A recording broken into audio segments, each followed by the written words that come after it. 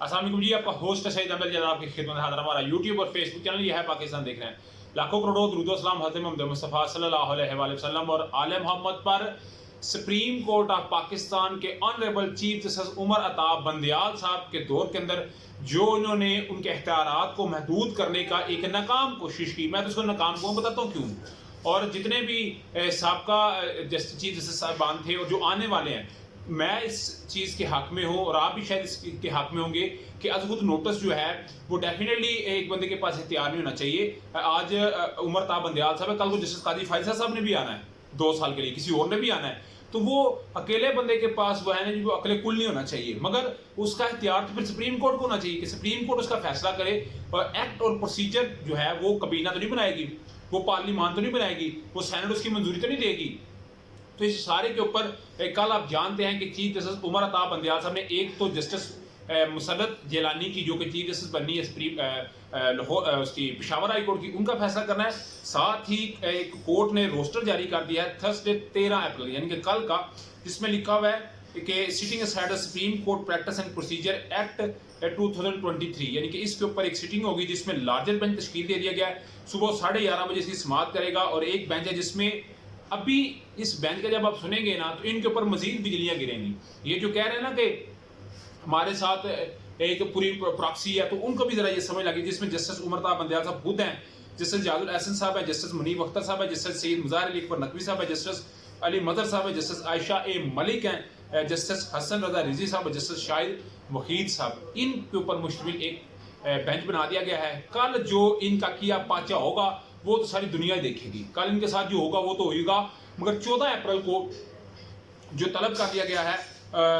जनाब इनकी जानिब से, अल्लाह आपका भला करे, चीफ जस्टिस उमर अता बंदयाल साहब ने, आप जानते हैं कि सेक्रेटरी खजाना, सेक्रेटरी इलेक्शन कमीशन और उसके अलावा उन्होंने तलब किया है उनको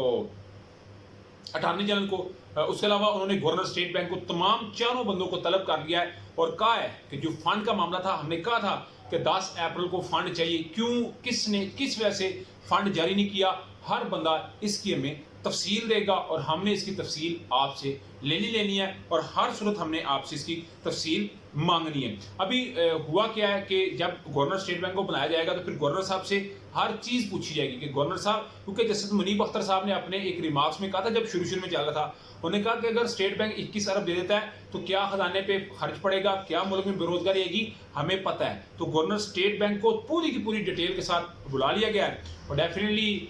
जो है उनसे कहा जाएगा कि अभी फंड एलोकेट करें। उसके अलावा अटॉर्नी जनरल को बुला लिया गया है कानूनी मामलात के लिए। सेक्रेटरी इलेक्शन कमीशन ने जो बात की है ना कि जी हमें सिक्योरिटी नहीं दी गई, हमें फंड नहीं दिया गया, उनसे मशावरत। और उसके अलावा सेक्रेटरी खजाना, हालांकि वो गए छुट्टियों के ऊपर हैं, मगर उनको छुट्टियों से भी बुला लिया गया है कि आएँ, पेश हों और आके में रिपोर्ट दें। मुझे इस जो कल का बेंच और जो 14 को तलबी है जो कोर्ट ने की है, इस पे मुझे लग रहा है कि 2 वज़ीर आज़म, एक नाहल हो गए हैं, एक रस्ते में है, यानी कि जस्टिस सरदार तनवीर इलियास साहब और शहबाज शरीफ साहब, दोनों का मामला एक, दोनों ने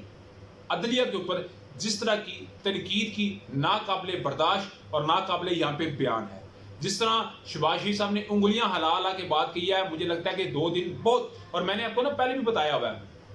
कि ये जो हफ्ता है ये बड़ा इंपॉर्टेंट होने जा रहा है हर लिहाज से, चाहे वो सियासी लिहाज से हो, चाहे वो अदलिया के लिहाज से हो, चाहे वो इंतजामी लिहाज से हो, को बड़ी ब्रेक थ्रू की खबर मिल सकती है, जो मैंने आपके साथ